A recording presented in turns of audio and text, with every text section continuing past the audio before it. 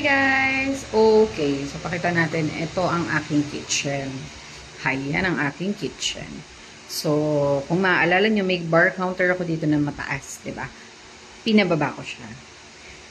Then, nagpalagay ako ng saksakan dito, under that, counter.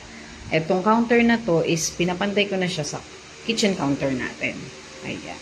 So, ito yung magiging sink ko. Nandito na yung ating stove.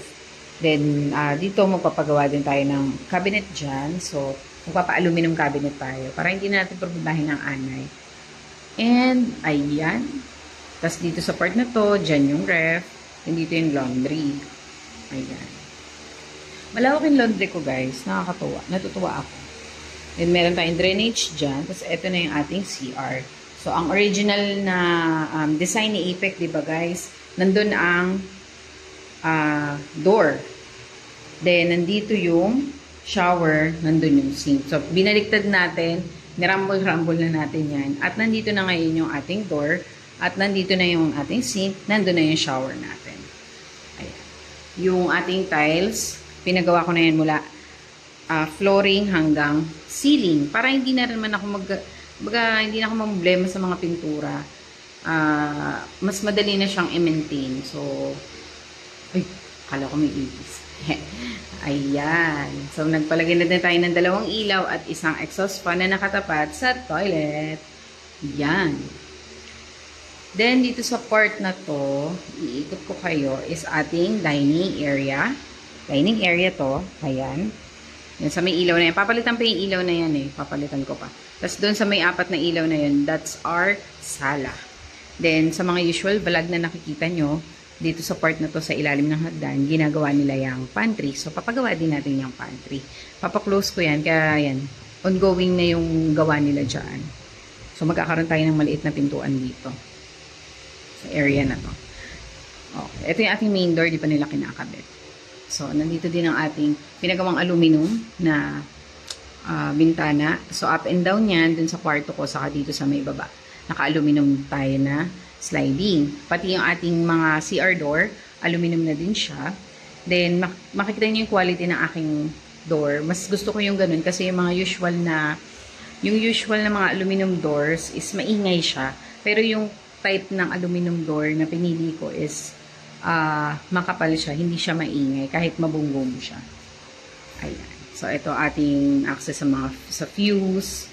Ayan. Tapos, nakakabit na rin yung tiles natin. Makalat-pakat talaga siya kasi marami akong pinadagdag actually.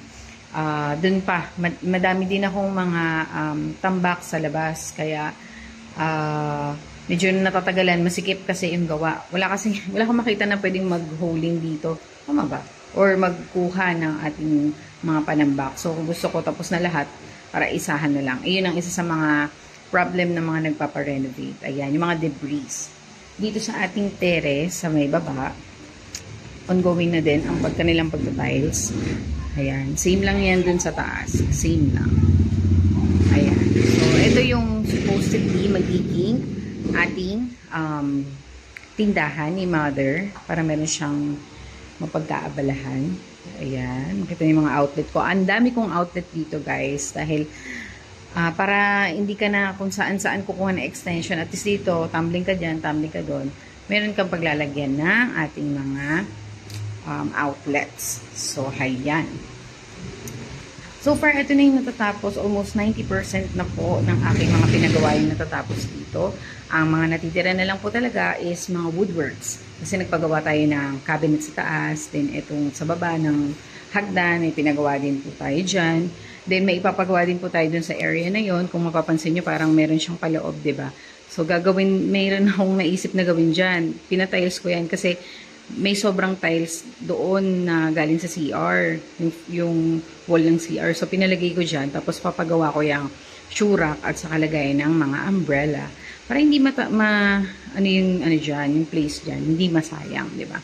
Yung ating nga palang main door, ito is, kung hindi ako nagkakamali, 80. Tama ba?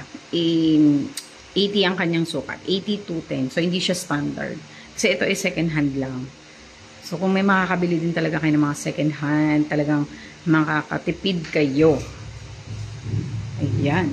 So, ito na yung ating ground floor. Napakita ko na sa inyo yung second floor. Ay, mali pala. Ito na yung first floor. Pakita ko sa inyo yung second floor. Ayan guys, nabura yung video ko dun sa taas. Pero most likely naman, ito lang po yung na-add sa taas. Nagpalagay lang po ako ng additional na drawer cabinet. Ay hindi, cabinet lang. Ayan, so makita niyo may butas doon na tamaan kasi yung switch. Ang naging problem ko lang talaga dito, dyan sa part na yan, medyo dumilim. Kaya kailangan kong gawa ng paraan para lumiwanag. Although katabi naman siya nung ating pintuan doon sa terrace. Nagpa-add ako niyan kasi 'di ba kung maaalala nyo, maliliit yung mga kwarto ng doon sa taas. So, para lang meron tayong paglalagyan ng mga gamit natin, since limited nga yung space doon sa mga kwarto, ayan, nagpa-separate na lang tayo dito sa may gilid niyan. Sakto lang yan doon sa hagdan, hindi naman siya mauuntog kasi yung mga parang, ayun, yung drawers na yan, hindi naman siya drawers, cabinet pa din naman siya. Naka-elevate naman siya kung i-compare mo. So, ito yung video. Sorry, medyo malikot kasi tatay ko lang yung nag-video that time. Pina-video ko lang. Buti nga may natira pa na footage. Ayan, so dito almost done na siya. Ang kulang na lang talaga dito is ating paint. Ayan, yung mismong ating pinagawa. So, after this, paint na lang po yung kulang natin. Malapit na po tayong matapos, guys. So, yun, yung next video ko, abangan nyo na dahil nandun na po tayo sa paint. Malapit na tayo matapos, guys. Click nyo na yan! Click nyo na! Thank you for watching! Subscribe for more videos. Additional video. Alam niyo, isa sa mga pinakamahirap pag magpapagawa ka ng bahay, yung paglilinis talaga.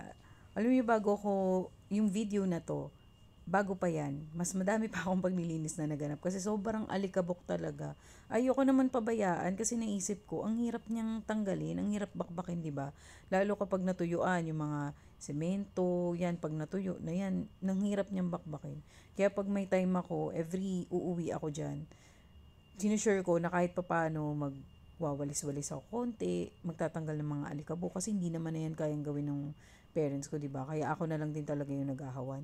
Dito sa taas, kaya nag-decide akong linisin kasi nga wala naman nang gagawin. Tapos na dito, tapos sa baba na lang sila gumagawa for yung ilalim ng hagdan. This time kasi ilalim na lang yung hagdan yung ginagawa nila. Tapos itong shot na to, almost done na din talaga. Bubong na lang yung binalikan nila that time eh. Pero dito, nagawa na ilalim ng hagdan. Then, naglinis na ako kasi nga, nakita ko yung grabe na din yung mismong alikabok dun sa tiles. Ayan.